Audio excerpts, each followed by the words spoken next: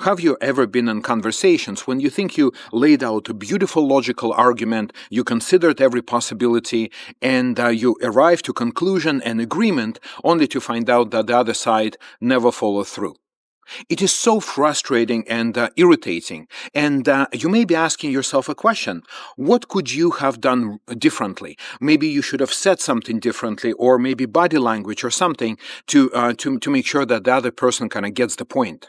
And it becomes even more paramount if you're a doctor like me, because our recommendations come with prescriptions. Prescription may come with side effects and withdrawal symptoms, and if condition gets untreated, then it comes with real health consequences. The statistics are staggering. About 50% of patients in general don't even take medications as prescribed. Why? There could be many different reasons, but one universal reason we're going to discuss today. See, I grew up in quite monolithic culture, and I was raised to be fair to everyone. So as a doctor, I treated everyone the same, equally. But then, when I came to Canada as a new immigrant, and I started learning about different cultures and people experiences, different histories from different perspectives, I all of a sudden realized that me treating others fairly and equally isn't actually enough, because what is equal from my point of view may not come across equally to other people. And that when I realized a big difference between equity and equality. But the video is not really about that. It's about communication.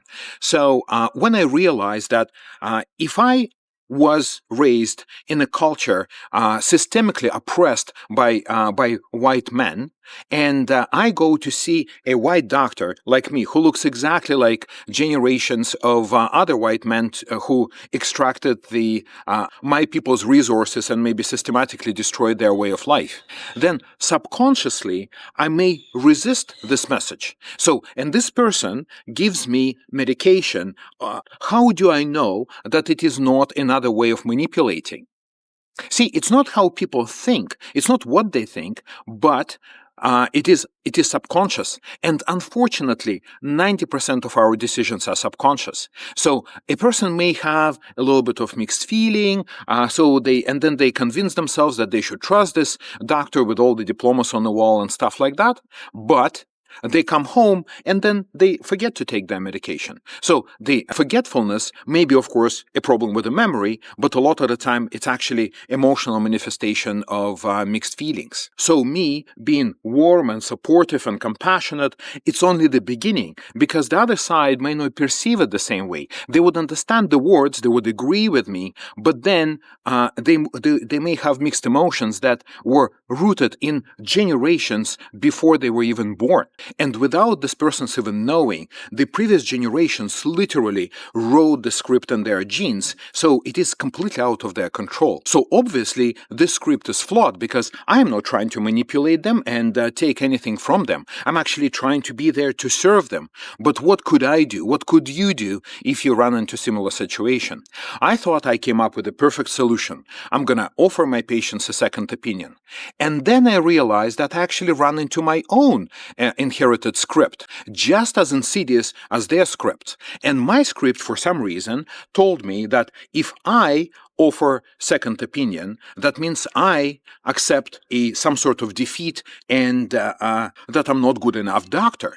So if they ask me for second opinion, it would make me feel the same insecure as if they don't trust me, and I would probably get defensive. See how helping my patients actually helped me to identify my own insidious malfunctional scripts. So what I did, and you should when you run into similar situation, is ask yourself a question. Does this script really serve me anymore? Of course, my script served me pretty well. It made me feel good, authoritative and knowledgeable, and nobody ever questions my decisions. That makes me feel comfortable. But then, I'm not there for me. I'm there for my patients. Does it serve my patients? No, it doesn't serve my patients. It serves my ego, but my ego is not serving my patients, so I should rewrite the script to help it. So, and believe it or not, the first time when I offered second opinion myself, I felt free. Believe it or not, the first time I offered second opinion to my patients, I felt free, as if like 10 pounds of weight was lifted from my shoulders. To my surprise, it actually improved their trust in me. And believe it or not, I offer second opinion regularly now, and my patients almost never take that option.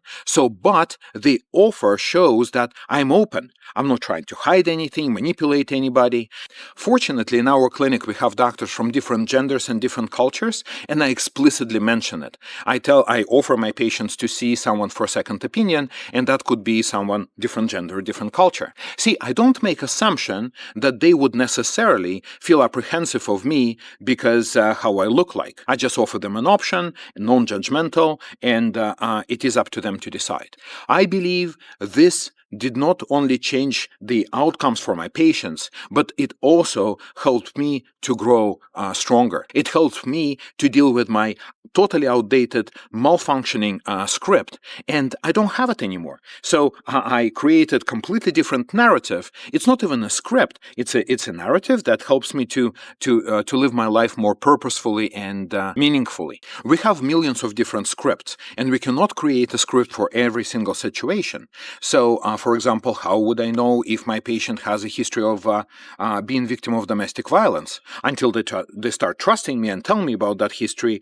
But to trust me, I need to connect with them, and if they cannot connect with me, they would never trust. I would never find out. So it's not possible for me to anticipate every single situation. But in my example, I just offer options, and it is up to my patients to take it or leave it.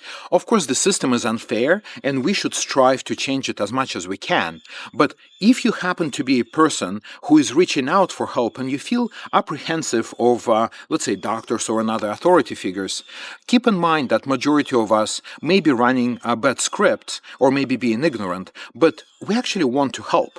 So if you could only find words to let us know, I think the easiest way is just to say, I have mixed feelings. You don't even have to explain why. Let's say if it was a doctor, you can say, I have mixed feelings about taking medication. Is it possible for us to get a second opinion? It is totally normal, and even if your doctor takes it with some defensiveness, maybe they should work on themselves. Please head to my website. The link is below.